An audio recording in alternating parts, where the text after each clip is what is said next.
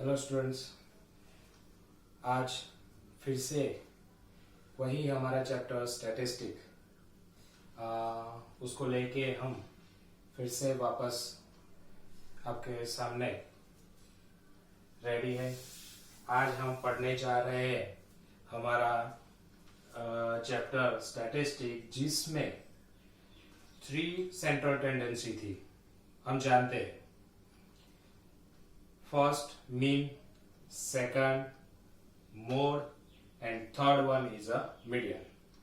आज बारी है मोड की।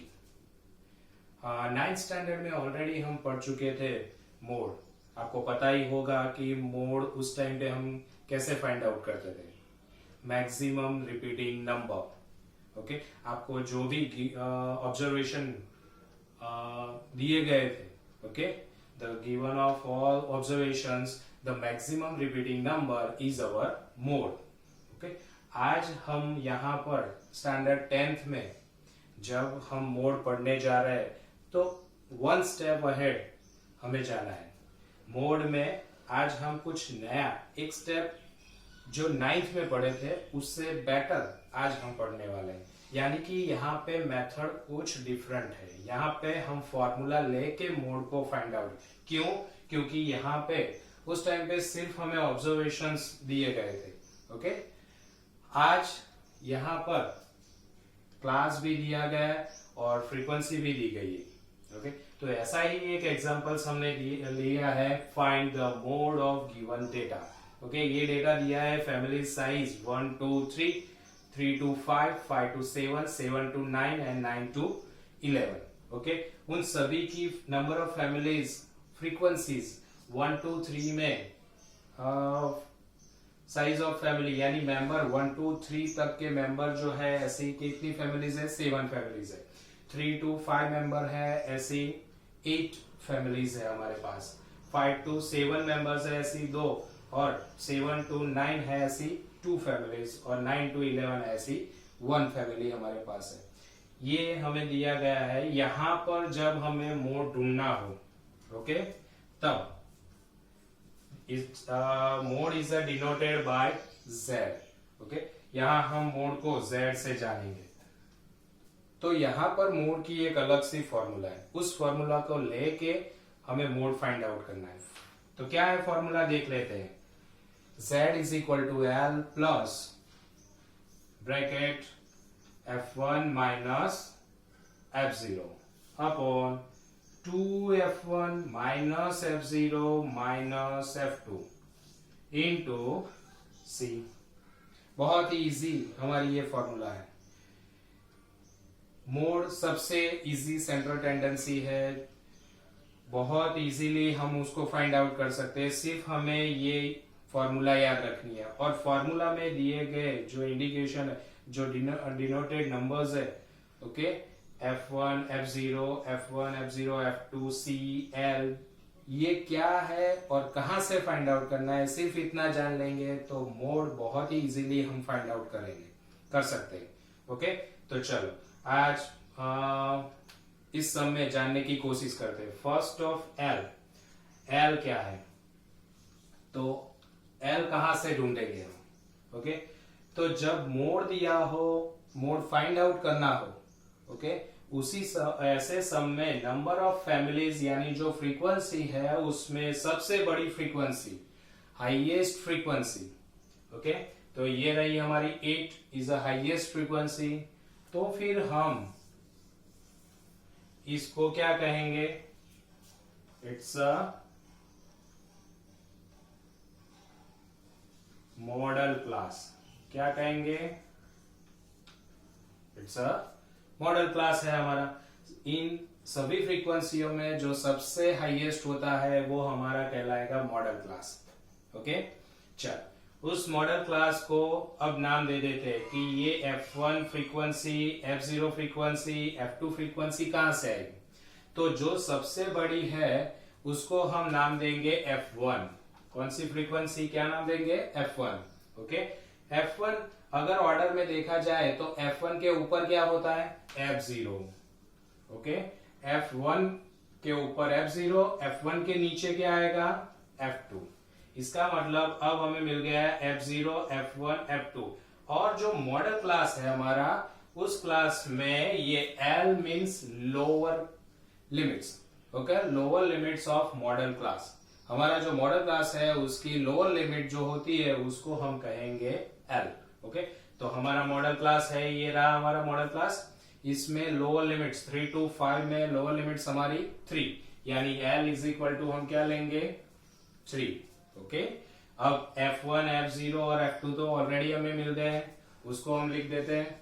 F1 कितना है हमारा 8, F0 कितना है 7 और F2 कितना है 2, ओके। और जो बाकी बचा C वो तो ऑलरेडी आप जानते हैं, आगे के सम में मीन में हमने देखा था कि C कहां से ढूंढते थे हम, तो क्लास डिफरेंस, ओके।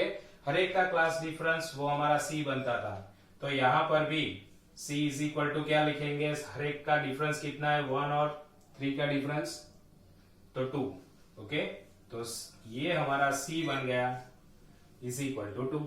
चल then C is equal to हम क्या लेंगे 2, ओके। चल नाउ अब सभी वैल्यू को हम इस फॉर्मूला में ऐड करते हैं।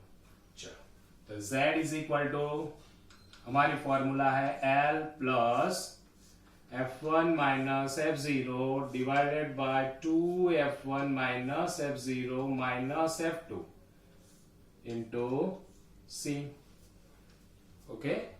चल सबकी वैल्यू पुट आउट करते हैं। L means 3 plus F1 means 8 minus F0 7 divided by 2F1 that means 2 into 8, okay, minus F0 means 7 minus F2 means 2 into C 2, okay।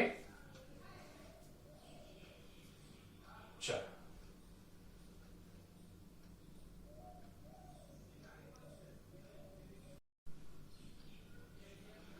अब इसको हम सॉल्व करते हैं।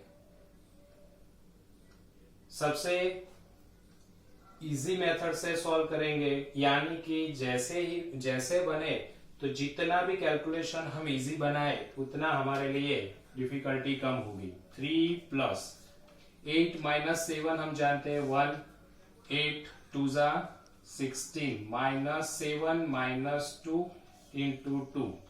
कई बार स्टूडेंट्स गलती करते हैं, यहाँ पे ऊपर नीचे देख लेते हैं 2 2 तो कट कर देते हैं, वो होना चाहिए नहीं, क्योंकि यहाँ पे 2 एडिशन सबट्रैक्शन में है किसी और के साथ, ओके, तो वो कट नहीं होना चाहिए। Now 3 plus here is a 1 denominator में 16, यहाँ पे माइनस माइनस है तो उसका एडिशन कर लेते हैं, तो 16 minus 9 7 plus 2 minus minus plus और bigger sign minus 9 into 2। Now 3 plus 1 अपन 16 minus 9 yes 7, okay, into 2।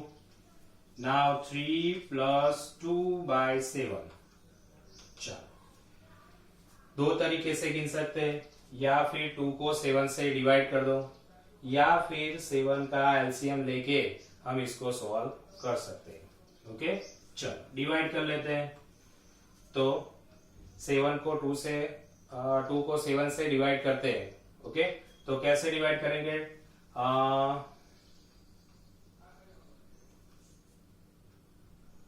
0.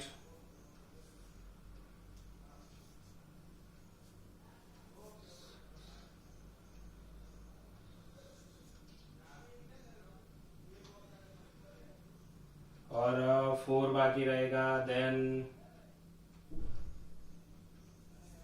Near by 2 divide by 7 का आंसर 0.285, दोनों का एडिशन कर दे तो आंसर होगा 3.285। It's nearer to, okay, nearer value, यहां से 5 को आगे ले ले तो आंसर इज 3.29। तो हमारा जो z था मोड की वैल्यू आई 3.29। ओके,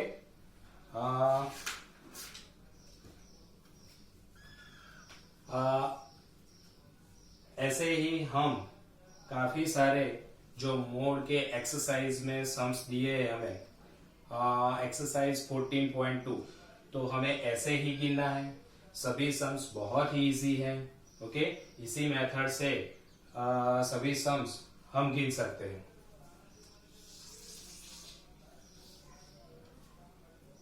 बहुत हार्ड नहीं है।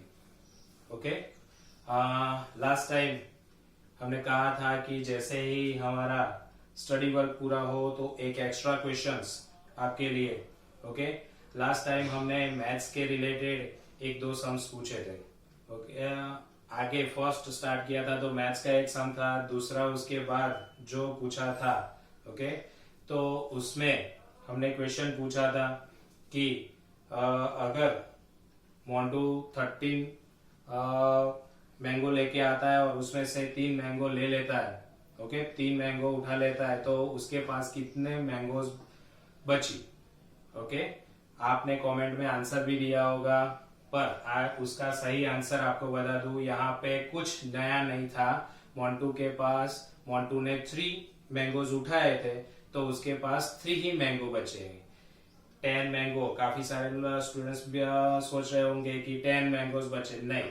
ओके, उसका आंसर 3 है, क्योंकि मोंटू ने 3 उठाया तो 3 ही उसके पास था, कोई ज्यादा नहीं और कम भी नहीं हुए।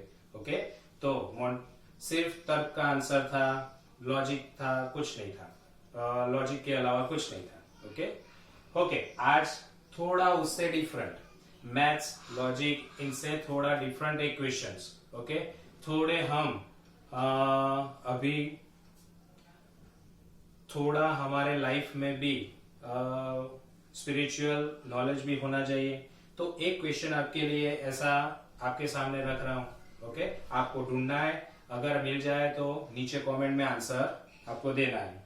रामायण में आपने राम को देखा होगा और राम के कितने भाई थे, तो 3, यानी सभी मिला के 4 भाई थे, राम, भरत, लक्ष्मण और शत्रुघ्न, ये 4 भाई। इसके अलावा भी उसकी एक बहन थी। ओके, आपको उस बहन का नाम ढूंढना है। ओके, 4 भाई के अलावा रामायण में राम की एक और बहन भी थी, उस बहन का नाम क्या है? अगर जानते हो तो नीचे कमेंट में आंसर दो। Okay, thank you.